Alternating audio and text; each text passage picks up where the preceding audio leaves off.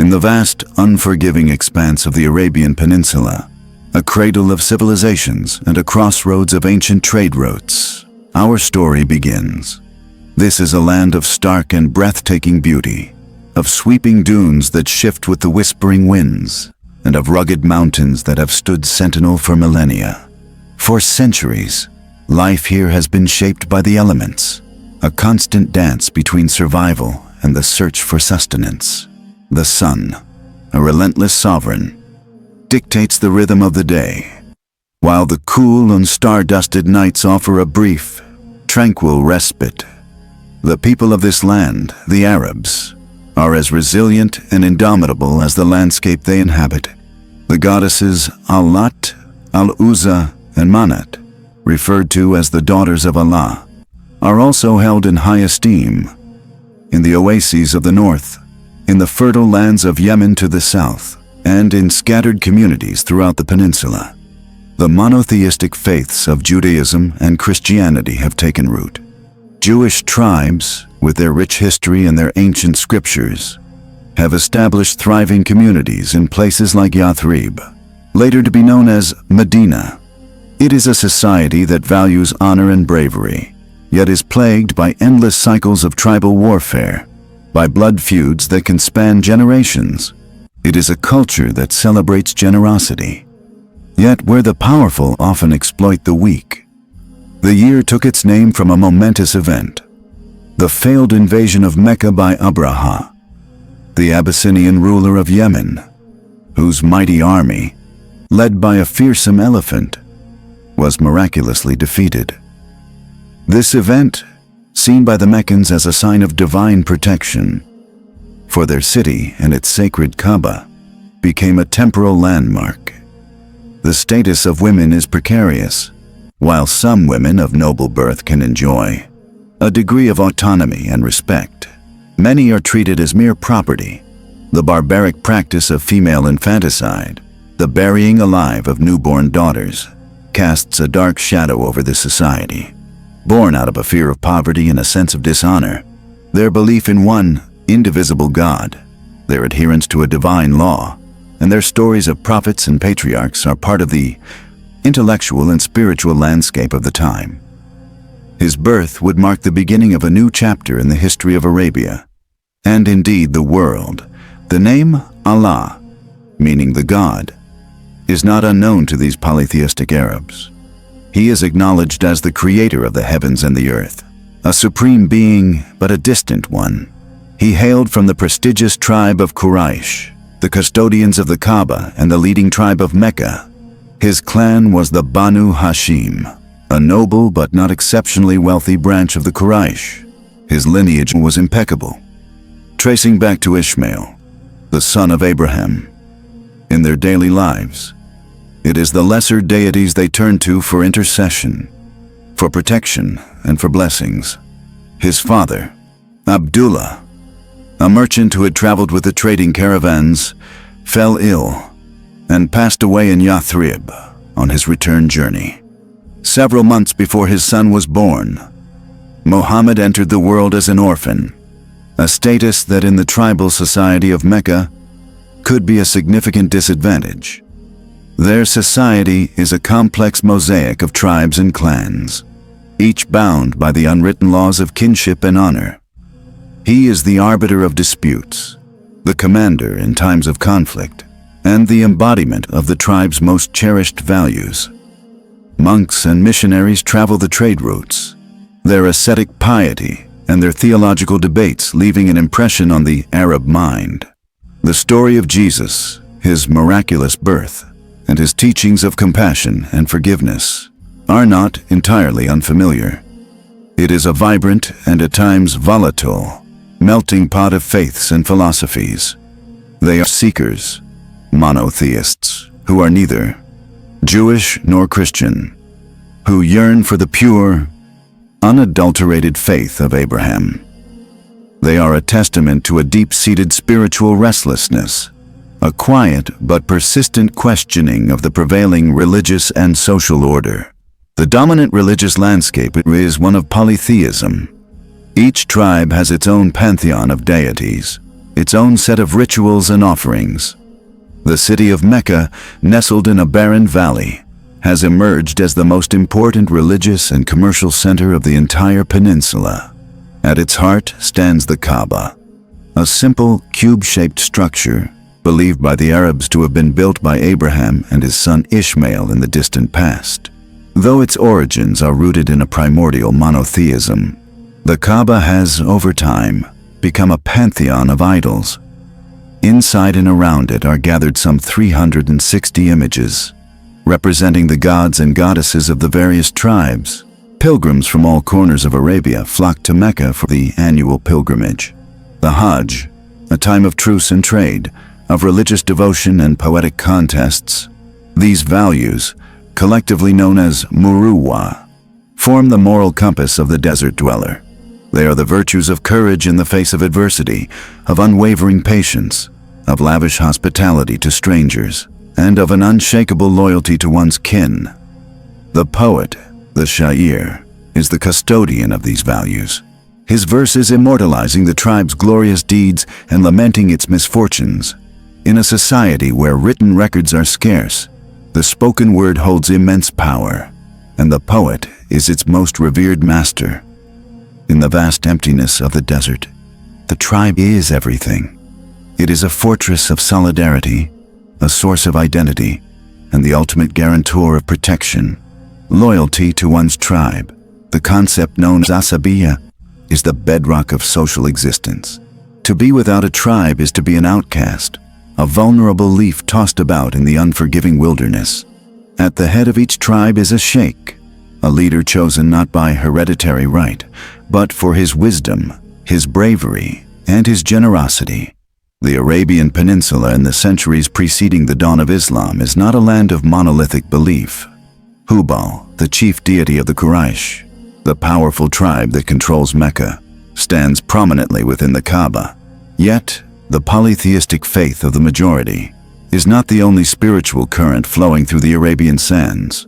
Christianity, too, has a significant presence, particularly in the northern and southern regions of Arabia, influenced by the neighboring Byzantine and Abyssinian empires. And then there are the Hunafa, a small, scattered group of individuals who, in their personal quests for truth, have rejected the polytheism of their people. This pre-Islamic Arabia, often referred to as the Jahiliyyah, the age of ignorance, is a land of profound contradictions. Into this world, a world of tribal loyalties and pagan rituals, of commercial vibrancy and spiritual yearning, a world teetering between the raw virtues of the desert and the shadows of its own ignorance.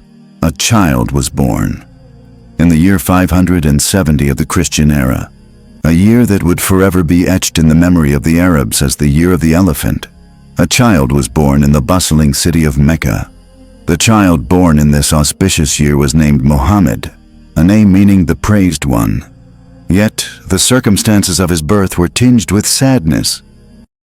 His mother, Amina, a woman of gentle and noble character, entrusted her infant son, according to the custom of the Meccan aristocracy, to a wet nurse from a Bedouin tribe. This practice was believed to ensure that the child would grow up in the wholesome environment of the desert, away from the crowded and often unsanitary conditions of the city. It was also thought that the desert air would instill in the child the pure, unadulterated Arabic language and the rugged virtues of the Bedouin. Muhammad was placed in the care of Halima al-Sa'diyah, a woman from the tribe of Banu Sa'd. The first few years of his life were spent in the starkly beautiful and expansive desert landscape, where he learned the ways of the nomads. This period of his life is recounted in Islamic tradition as a time of numerous blessings that graced Halima's household. Her flock of sheep, once meager, began to thrive, and a sense of abundance and well-being permeated her home.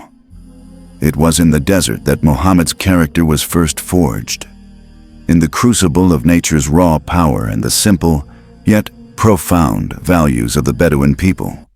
Tragedy, however, would strike again. When Muhammad was around 6 years old, his mother, Amina, took him to Yathrib to visit his father's grave and to meet her relatives. On the return journey to Mecca, She fell gravely ill and passed away at a place called Abwa, leaving her young son an orphan in the fullest sense of the word. The young Muhammad was now under the care of his paternal grandfather, Abd al-Muttalib, the venerable sheikh of the Banu Hashim. Abd al-Muttalib cherished his grandson, showering him with a love and affection that sought to fill the void left by his parents. He would often have the young boy sit beside him on his cushion near the Kaaba, a place of honor reserved for the leader of the clan. But this period of paternal love and security was also to be short-lived. Just 2 years later, when Muhammad was 8 years old, Abd al-Muttalib passed away. Before his death, he entrusted the care of his orphaned grandson to his son, Abu Talib, who was to become Muhammad's uncle and lifelong protector. Abu Talib, though not a wealthy man, took his nephew into his home and raised him alongside his own children, treating him with the same love and affection, if not more. As a young boy growing up in his uncle's household, Muhammad began to contribute to the family's livelihood. He worked as a shepherd, tending to the flocks of sheep and goats on the hills and plains surrounding Mecca. This humble profession, shared by many prophets before him, is seen in Islamic tradition as a formative experience. It taught him patience, solitude, and a deep appreciation for the rhythms of nature. It was in the quiet contemplation of the vast desert landscapes under the canopy of the star-filled Arabian sky that the seeds of his spiritual inclinations may have been sown. As Muhammad grew into a young man, his reputation for integrity and honesty became widely known throughout Mecca. He was a man of quiet dignity, known for his gentle demeanor, his compassion for the poor and the downtrodden, and his unwavering truthfulness. In a society where commercial dealings were often fraught with deception, Muhammad's honesty was a rare and precious commodity. He became known by the honorific titles Al-Sadiq, the truthful one, and Al-Amin, the trustworthy one. People would entrust him with their valuables for safekeeping, confident that their property would be returned to them intact. His impeccable character did not go unnoticed by a wealthy and respected Meccan businesswoman named Khadija bint Khuwaylid, a widow of noble lineage. She managed her own thriving trade business, hiring men to lead her caravans to the markets of Syria and Yemen. Hearing of Muhammad's reputation for honesty and business acumen, she decided to employ him to lead one of her caravans to Syria. She sent her trusted servant, Maysara, to accompany him and to observe his conduct. The trading journey was a resounding success. Muhammad conducted his business with remarkable skill and integrity, returning with a profit far greater than Khadija had anticipated. But it was not just his business acumen that impressed her. Maysara returned with glowing reports of Muhammad's character, of his kindness, his honesty, and his considerate treatment of others throughout the long and arduous journey. Khadija, a woman of great wisdom and insight, was deeply moved by what she heard. She was 40 years old at the time, and had been widowed twice. She had turned down numerous marriage proposals from the most powerful and wealthy men of Mecca. Yet, in this young man of 25, she saw a nobility of character that transcended wealth and status, breaking with the conventions of her time. It was Khadija who initiated the marriage proposal. Through a trusted friend, she conveyed her desire to marry Muhammad. He, in turn, consulted his uncle, Abu Talib, who gave his blessing. The marriage between Muhammad and Khadija was a union of love, respect, and profound companionship.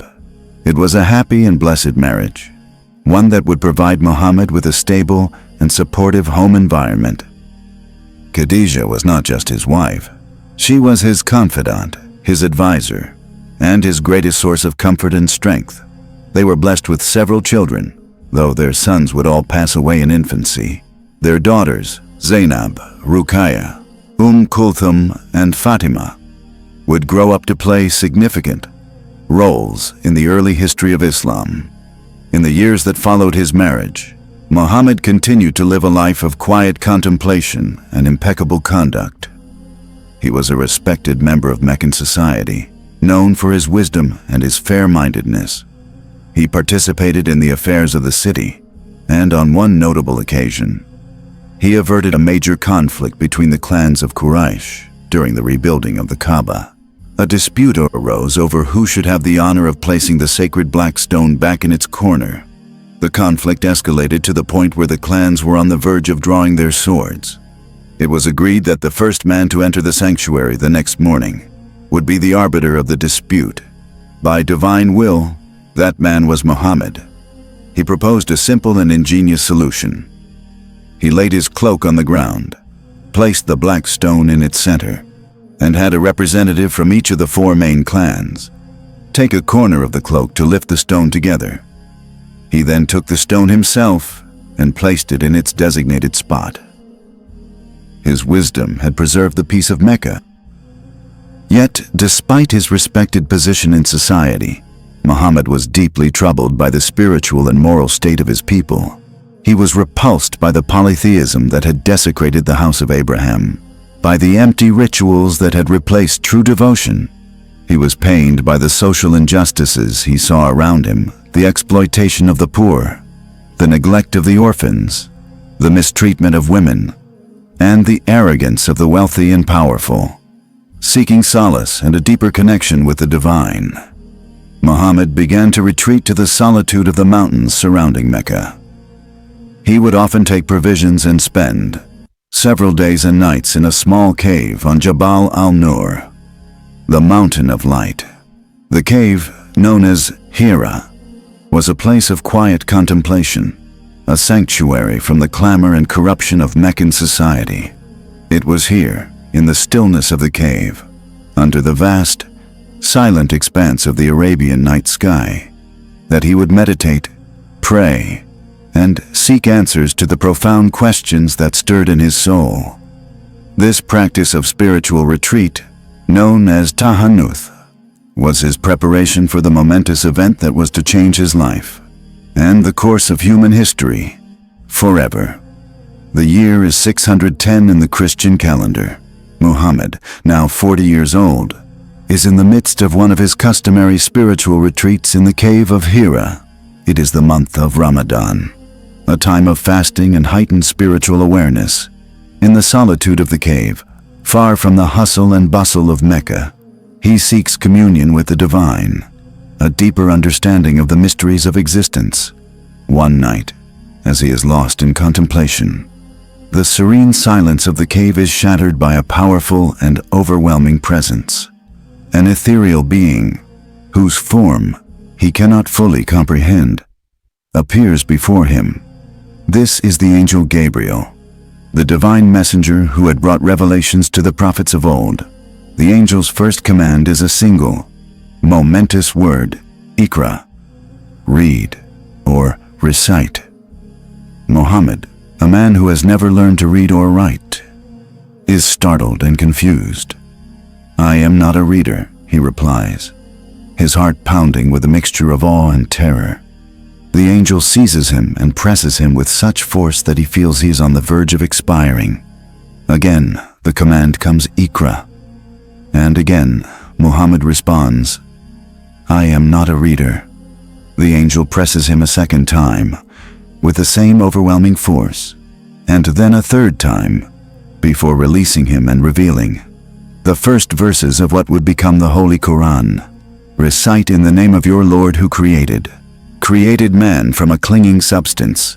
Recite, and your Lord is the most generous, who taught by the pen, taught man that which he knew not." These words, the first drops of a divine ocean of revelation that would flow for the next 23 years, are etched into Muhammad's heart.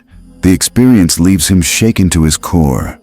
He scrambles out of the cave and rushes down the mountain, his body trembling, his mind reeling from the intensity of the encounter.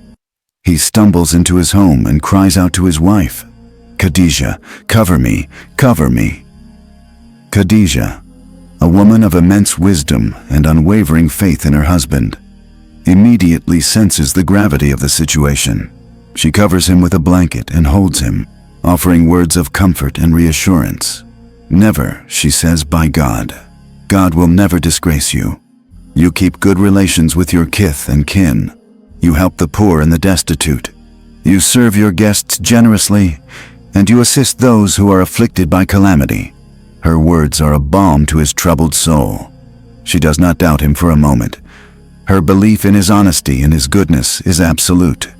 To seek further clarity, she takes him to her cousin, Waraka ibn Naufal, an elderly man who is a Christian scholar, well versed in the scriptures of the Jews and the Christians. Waraka listens intently as Muhammad recounts his experience in the cave. As the story unfolds, a look of profound recognition dawns on Waraka's face.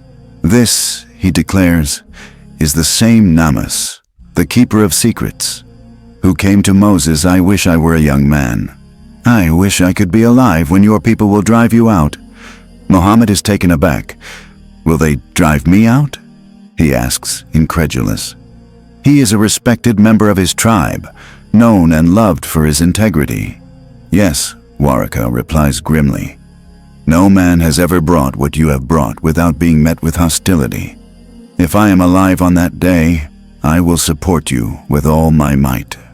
Waraka's words confirm the divine nature of the revelation. Muhammad is not a madman, nor is he a poet possessed by a jinn, as he had initially feared. He is a prophet, a messenger of God, chosen to carry a divine message to his people.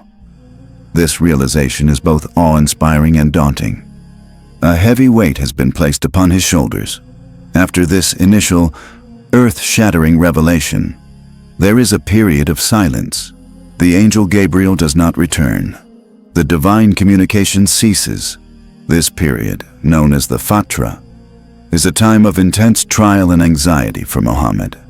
He is plunged into a state of deep depression and self-doubt. Did he imagine the whole thing? Has God abandoned him? He wanders the hills of Mecca, his heart heavy with a sense of desolation and longing. The silence is a test of his faith, a period of preparation for the immense task that lies ahead. Then, one day, as he is walking, he looks up towards the sky and sees the angel Gabriel, seated on a throne between the heavens and the earth. The sight is so overwhelming that he is filled with terror and rushes back home, once again crying out, "Cover me! Cover me!" It is then that the second revelation descends, the opening verses of Surah Al-Mudaththir. "O you who are enveloped in your cloak, arise and warn, and your Lord glorify, and your garments purify, and uncleanliness shun, and do not confer a favor to acquire more. But for your Lord, be patient." The period of silence is over. The divine command is clear. The time for quiet contemplation is past. Now is the time for action. Muhammad is to arise and warn his people. He is to proclaim the oneness of God, to call them away from the worship of idols, and towards the worship of their one true Lord. He is to be a messenger of monotheism, a warner against the social and moral ills of his society. The prophetic mission begins, as it must, in the intimate circle of his own household. The first person to accept his message, to embrace the new faith of Islam, which means submission to the will of God, is his beloved wife Khadijah. Her immediate and unwavering belief is a source of immense strength and comfort to him. She is the first Muslim. The next to embrace Islam is his young cousin, Ali ibn Abi Talib, a boy of about 10 who is living in Muhammad's household.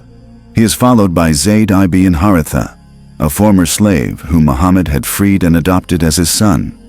The fourth to convert is Muhammad's closest friend, a respected and prosperous merchant named Abu Bakr. Abu Bakr is a man of great wisdom, gentle disposition, and unwavering loyalty. He is to become one of the most influential figures in the early Muslim community. For the first 3 years of his mission, Muhammad spreads the message of Islam in secret. He shares the revelations he receives with a small, trusted circle of family and friends, The early converts are a diverse group, drawn from all strata of Meccan society. They include the wealthy and influential, like Uthman ibn Affan and Abd al-Rahman ibn Auf, who were converted through the efforts of Abu Bakr. They also include the poor and the disenfranchised, the slaves and the weak, who find in the message of Islam a promise of equality, justice, and divine mercy. The house of a man named Al-Arqam, situated near the hill of Safa, becomes the first secret center of the nascent Muslim community. It is here that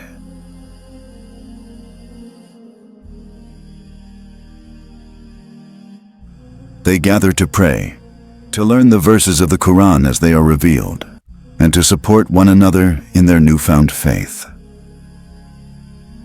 These early years are a time of quiet growth, of building the foundations of a community based not on tribal affiliation, but on a shared faith in one God and a commitment to a new moral and spiritual vision.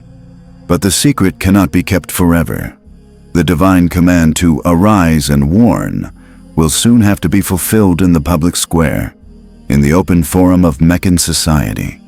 And the Prophet knows, from the prophetic words of Waraka, that the path ahead will be fraught with peril and persecution.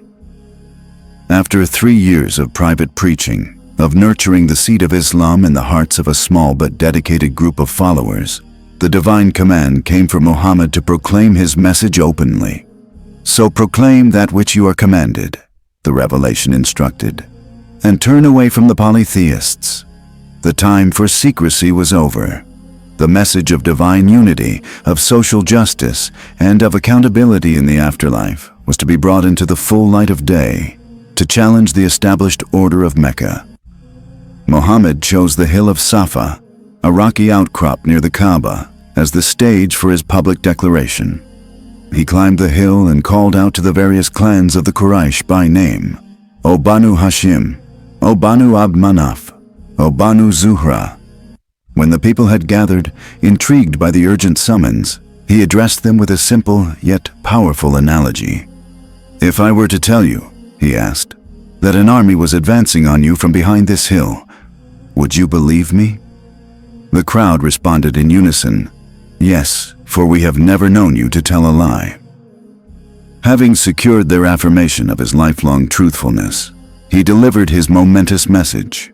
Then I warn you of a severe punishment to come. I am a warner sent to you. Save yourselves from the hellfire. I can avail you nothing against God. He called them to abandon the worship of their idols and to submit to the one true God, the Lord of all creation. The reaction of the crowd was one of shock, disbelief, and derision. The first to voice his opposition was his own uncle, Abu Lahab. "May you perish for this," he exclaimed, picking up a stone. "Is it for this that you have gathered us?" The crowd dispersed, grumbling and mocking. The public ministry of Islam had begun not with acceptance, but with rejection and scorn. The opposition of the Quraysh leadership was not born out of purely religious conviction. It was deeply rooted in economic, social, and political concerns. Mecca's prosperity and its position of preeminence in Arabia were intrinsically linked to its status as a pilgrimage center. The Kaaba, with its 360 idols, drew pilgrims and traders from all over the peninsula, filling the coffers of the Quraysh. A message that sought to destroy these idols was a direct threat to their economic livelihood. Furthermore, the egalitarian teachings of Islam, which declared that the noblest among people in the sight of God was the most righteous, regardless of wealth or lineage, struck at the very heart of the Meccan aristocracy's sense of superiority. It challenged their power, their privilege, and the entire social hierarchy upon which their authority rested. They saw in Muhammad not just a religious reformer, but a political revolutionary who threatened to upend their world. The initial response of the Quraysh was a campaign of ridicule and verbal abuse. They labeled Muhammad a madman, a sorcerer, a soothsayer, a man possessed. They spread rumors and cast aspersions on his character, trying to discredit him in the eyes of the people. They would follow him through the streets of Mecca, taunting him and his followers. But as the number of converts to Islam continued to grow, albeit slowly, the opposition of the Quraysh escalated from verbal abuse to physical persecution.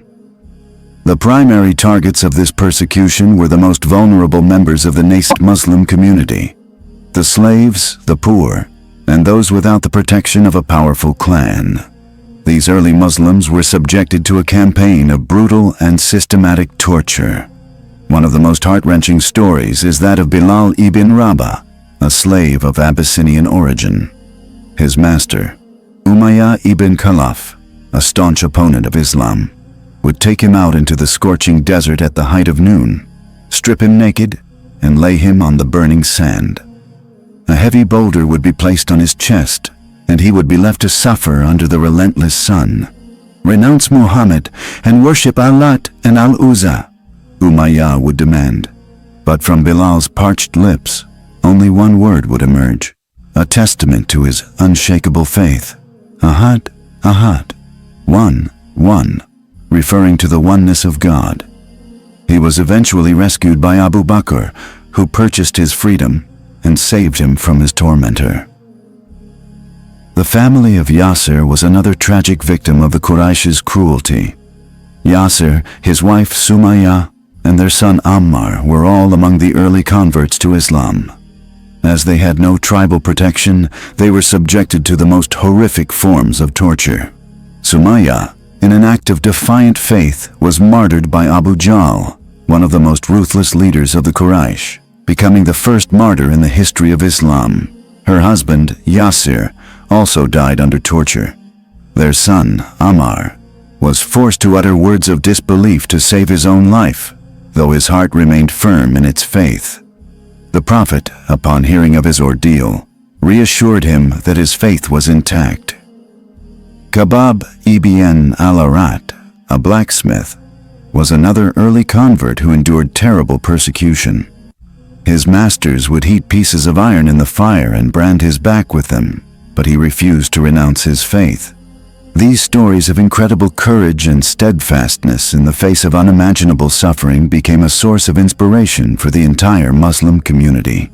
And throughout this period of intense persecution, the Prophet Muhammad himself was not spared from abuse, but he enjoyed the protection of his uncle, Abu Talib.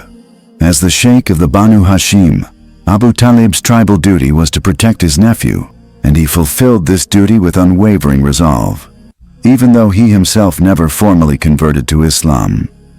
The Quraysh leaders approached Abu Talib on several occasions, demanding that he either silence his nephew or hand him over to them. They offered him wealth and power, but he refused. They even offered to give him the most handsome young man in Mecca in exchange for Muhammad. But Abu Talib was resolute. "Would you give me your son to feed?" he asked, "while I give you my son to kill?" His steadfast protection of his nephew was a crucial factor in the survival of the Islamic message in its early, fragile years. It provided a shield behind which the Prophet could continue to preach, and his followers could find some measure of security.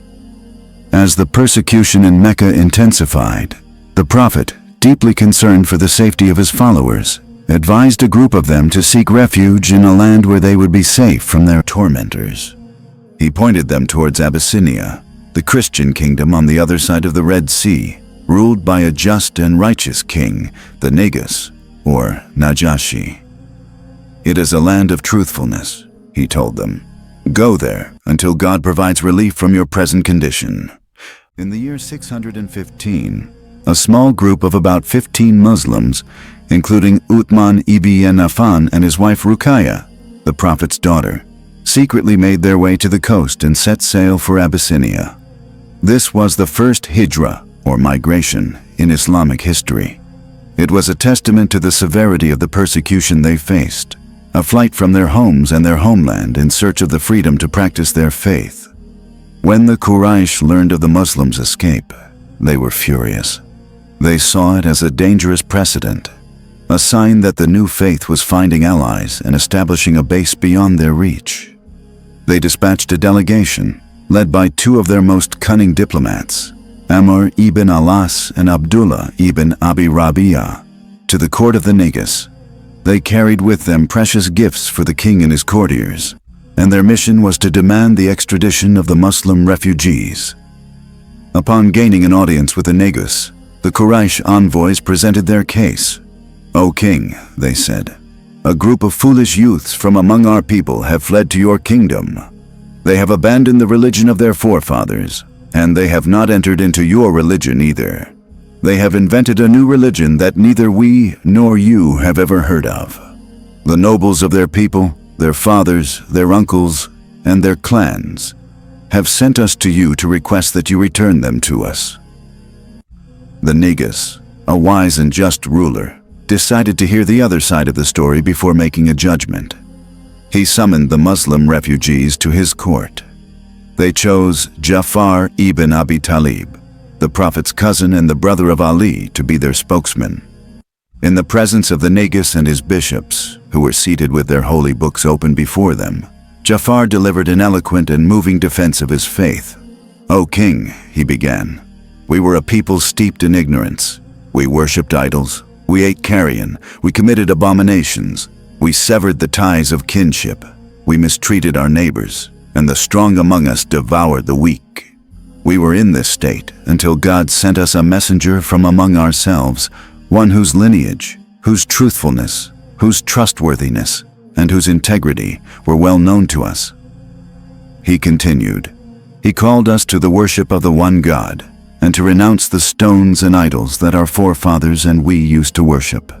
He commanded us to speak the truth, to honor our trusts, to maintain the ties of kinship, to be good to our neighbors, and to cease from all forbidden acts and from the shedding of blood.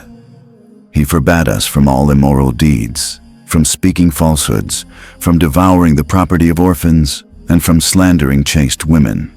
He commanded us to worship God alone, and not to associate anything with him. He commanded us to pray, to give charity, and to fast. We believed in him, and we have followed the message he brought from God. So we worship God alone, and we have forsaken that which we used to associate with him. We have deemed lawful what he has made lawful for us, and unlawful what he has made unlawful. For this reason our people have persecuted us, and have tortured us to make us renounce our faith and return to the worship of idols from the worship of God, and to the abominations we used to commit. When they oppressed us and were cruel to us, and they came between us and our religion, we came to your country, and we chose you above all others. We hoped that we would not be treated unjustly in your kingdom, O king." The Negus was deeply moved by Ja'far's words. He asked if they had with them anything that had been revealed to their prophet from God. Ja'far replied that they did, and the Negus asked him to recite it. Ja'far then recited the opening verses of Surah Maryam, the chapter of the Quran that recounts the story of the miraculous birth of Jesus to the Virgin Mary. As the beautiful and sublime verses filled the hall, the Negus and his bishops were brought to tears, their beards wet with their weeping. Indeed, the Negus declared, "This and what Jesus brought have come from the same source of light." He then turned to the crestfallen envoys of the Quraysh. "You may go," he said, "for by God, I will never surrender them to you." The Quraysh delegation had failed. The Muslims were granted asylum in the Christian kingdom of Abyssinia, a powerful testament to the shared monotheistic heritage that bound the two faiths. A second larger group of Muslims would later migrate to Abyssinia, finding in it a safe haven for several years. The failure of their diplomatic mission to Abyssinia only served to intensify the fury of the Quraysh. Their frustration and their fear of the growing influence of Islam led them to take an even more drastic measure. The leaders of the various clans of Quraysh, with the exception of the Banu Hashim and their allies, the Banu Muttalib, entered into a formal pact to impose a complete social and economic boycott on the Prophet's clan. A decree was written and hung inside the Kaaba, declaring that no one was to marry from the Banu Hashim, nor to give their daughters in marriage to them. No one was to buy from them or sell to them.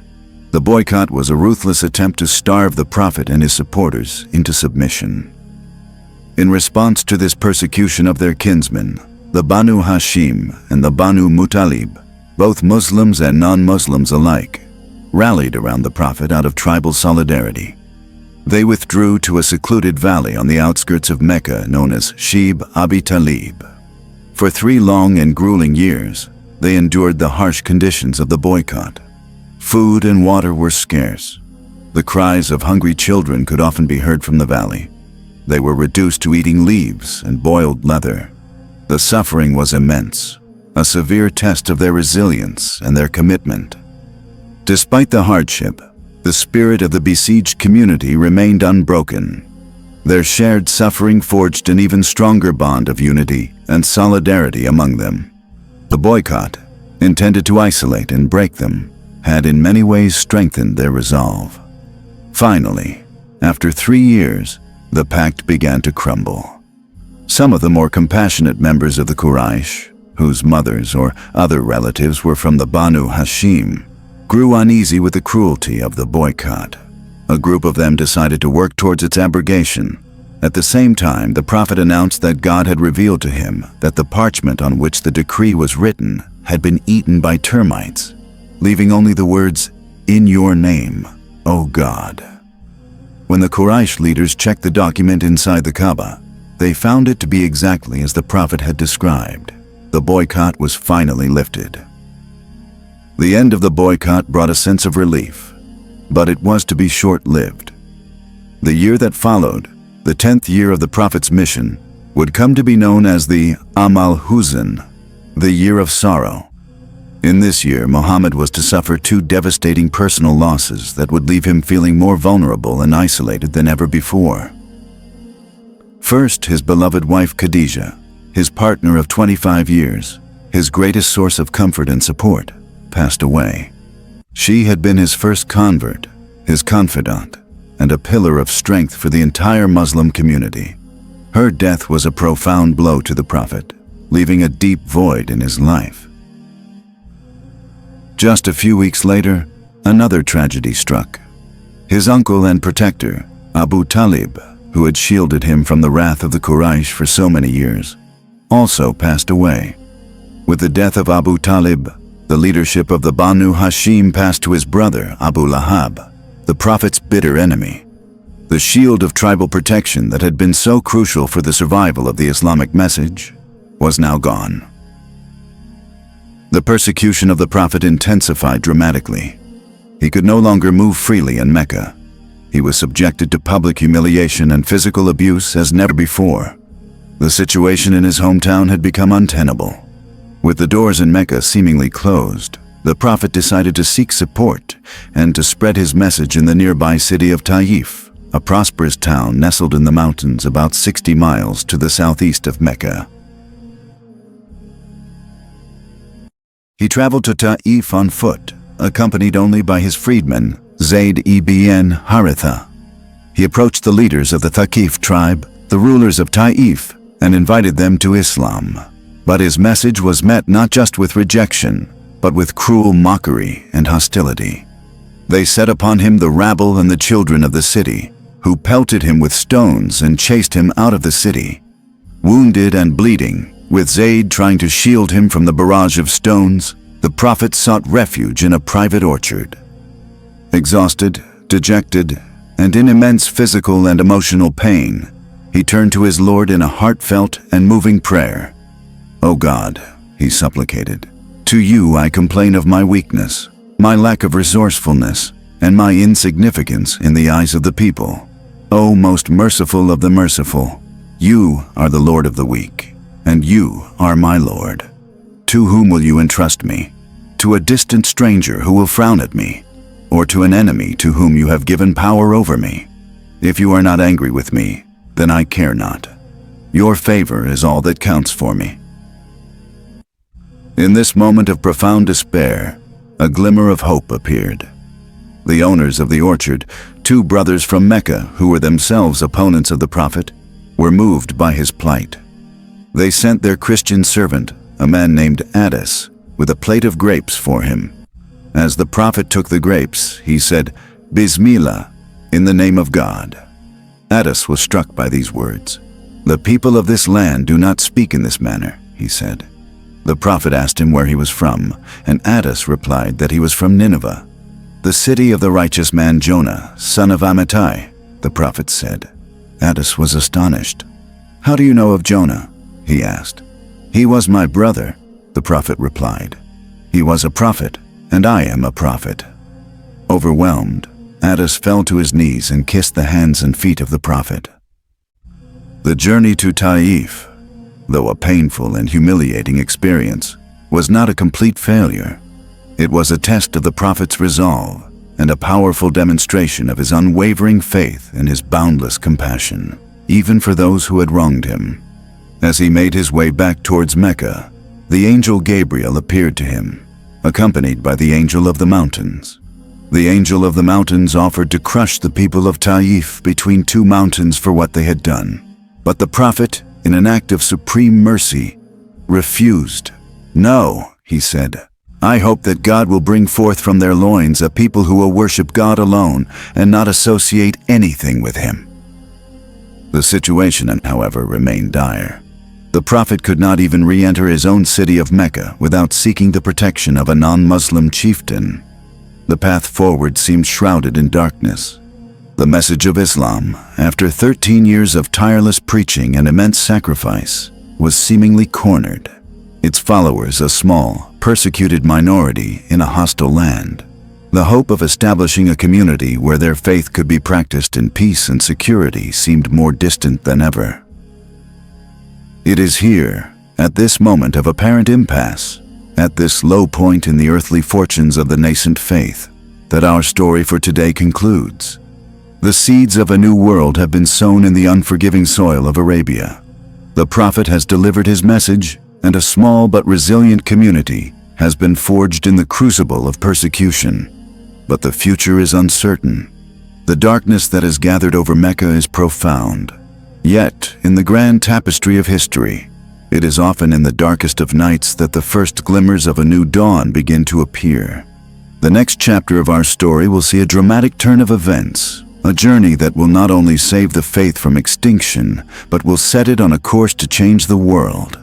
A journey to a city in the north, an oasis of hope, a city that will soon come to be known as the City of the Prophet, the City of Medina.